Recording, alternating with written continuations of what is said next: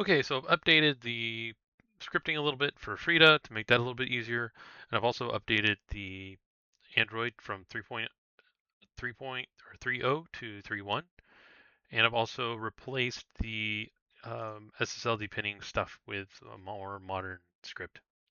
So you just download Jamboree, right-click, run the PowerShell, and now I've kind of got this kind of GUI menu thing here going. You can change the size by holding Control and then zooming in. So we're gonna first things first, we're gonna fire up Burp Suite. We're missing Java, so we're gonna pull down Java. And all this is real time. We're talking like Android Studio in like seconds instead of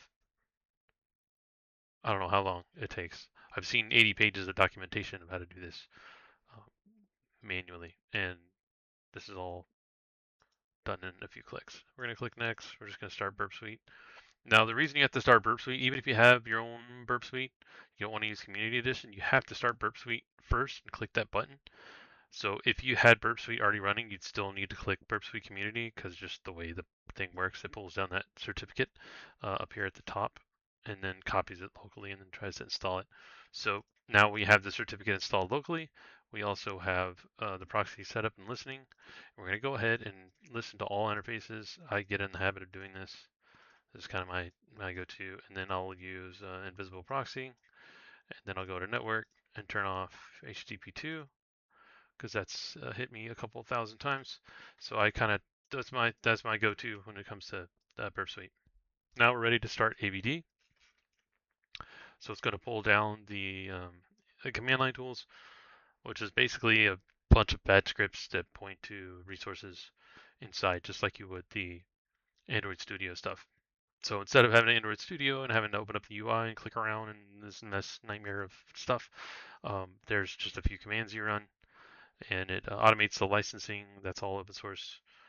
Creates a file with a giant blob, and that's the only kind of fishy thing in the whole script is the blob of zip file blob that's actually from Microsoft to automate the licensing for Android, the Android tools. Now we're pulling down emulator.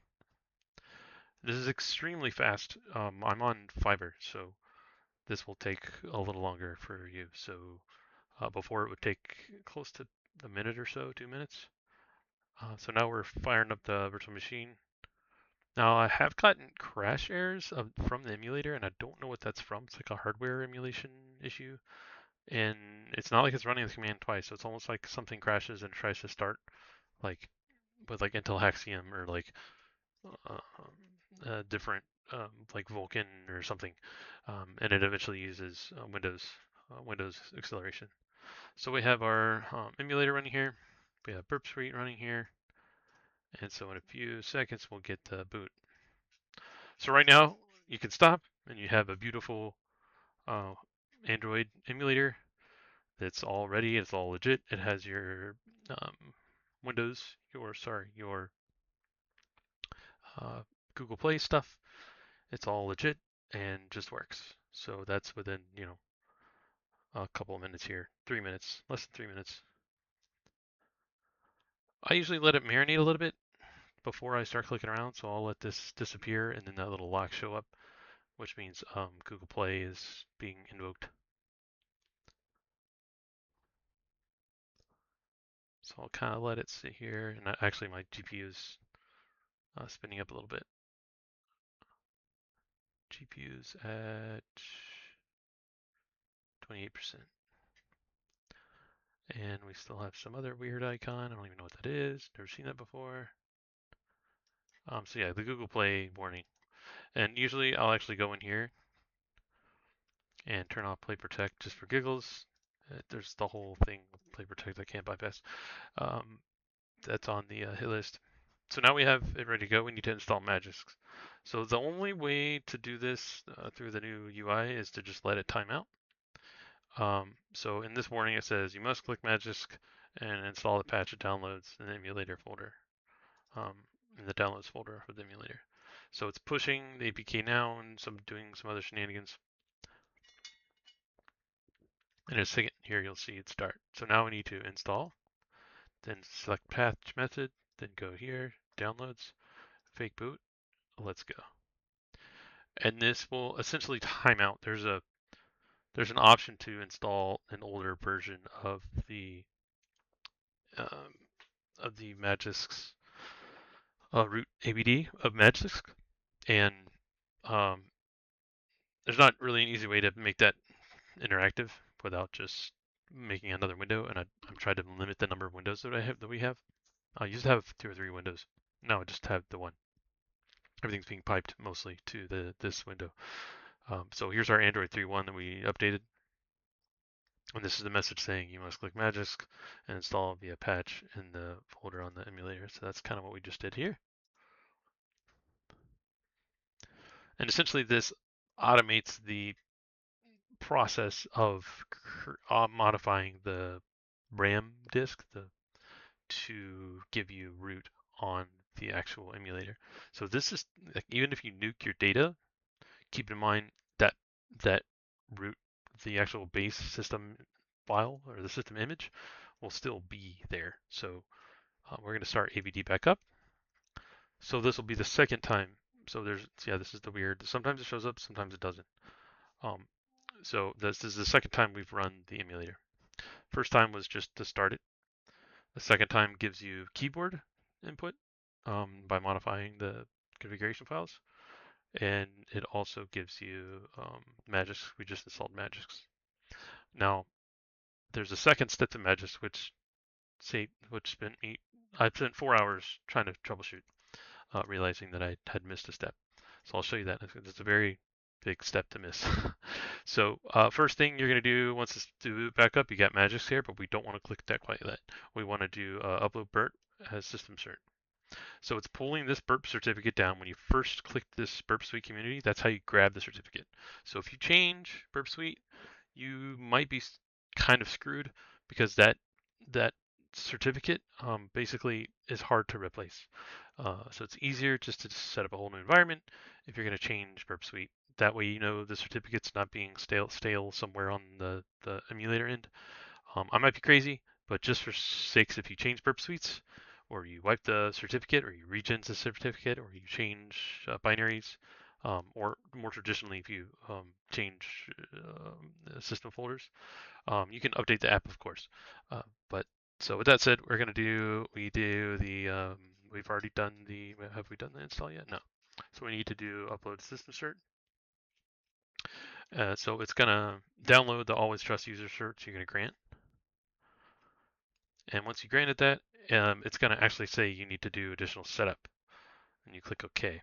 So that is the piece that basically allows Magisk to finish doing its magic to allow you to run modules. So if you don't do that step, the module will never invoke and you'll never have a system cert and you'll spend 4 hours trying to figure out what's going on. Usually I'm monkeying around Magisk and I hit the restart and I don't really understand until yesterday what it actually means for us when you do that. So when you don't do that, Magisk is kind of half working. You still get root, but you don't have the ability to do modules for whatever reason. So we've uploaded that module. We push the cert to a shared folder in this SD card, and now it's been used to the user cert.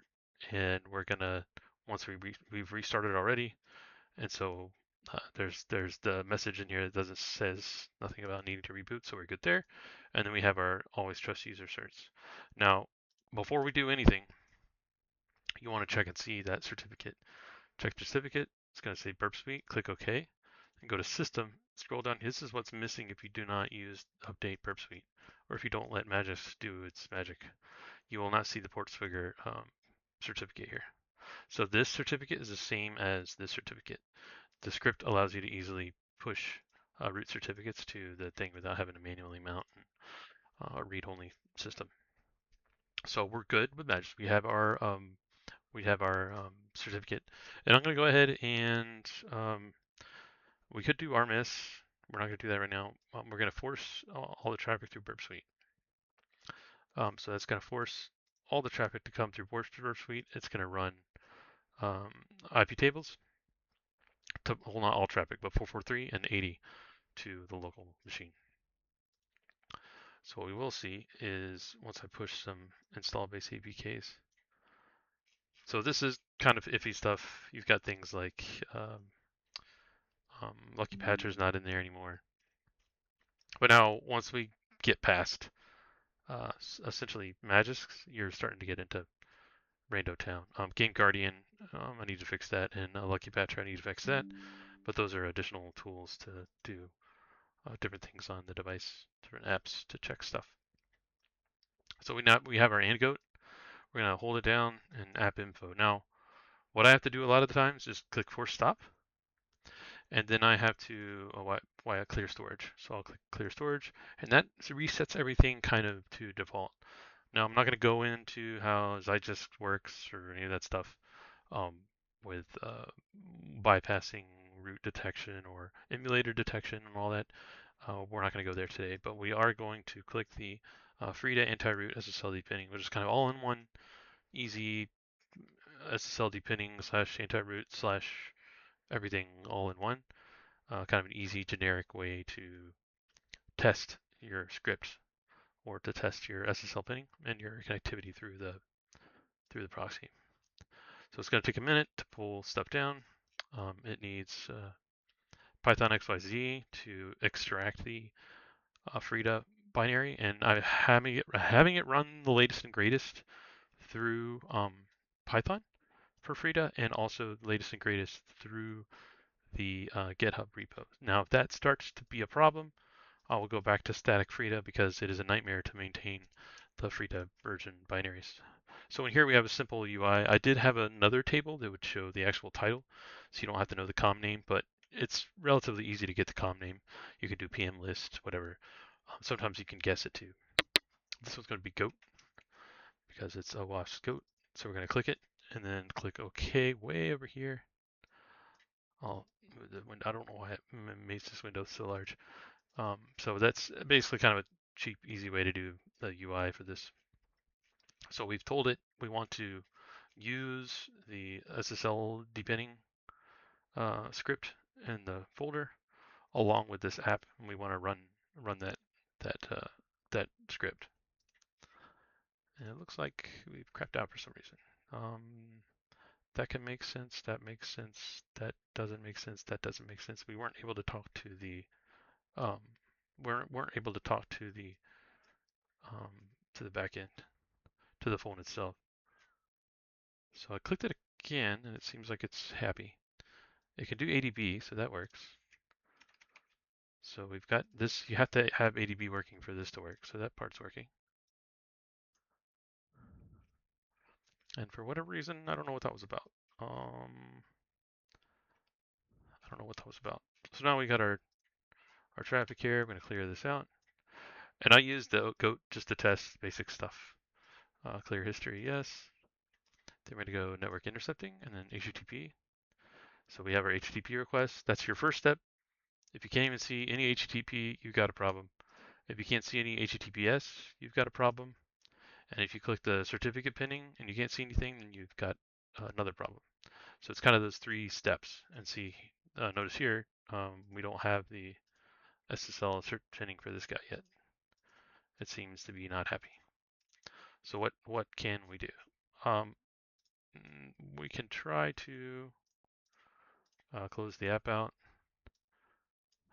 clear the app for stop, cache storage, clear storage, and then we can run that force traffic through Burp, because I think we might have rebooted since then, possibly not. And then we're going to do the SSL.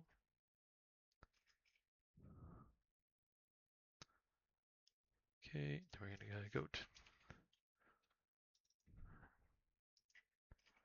Let's see if we get any errors here. We should get a bunch of messages here in the UI about traffic. So we got our HTTP, easy, HTTPS, not so easy, and certificate pinning, difficult. So let me take a look and figure out what's going on here. Okay, so it looks like I had to write a specific change for Android. Pin cb.org via network security XML with a SHA-3 256 hash. This directly kills those checks. And then the HTTP, okay, maybe it's a newer version of the HTTP3. And then fixes has more than one overload error. You saw your logs. And then covers the internal Android pin evaluation. Class used by network security config. So whatever that a default one that I have in here didn't work. So I'll pin this one maybe to the regular distro and replace the existing one. Anyways, appreciate it. Take it easy, and that should be it. Pretty standard stuff outside of that. Again, it's, if I have issues, I usually like to do the force stop, clear cache, and then kind of go from there. But that was pretty much it. It was just the Frida file that was causing the SSL depinning not to work.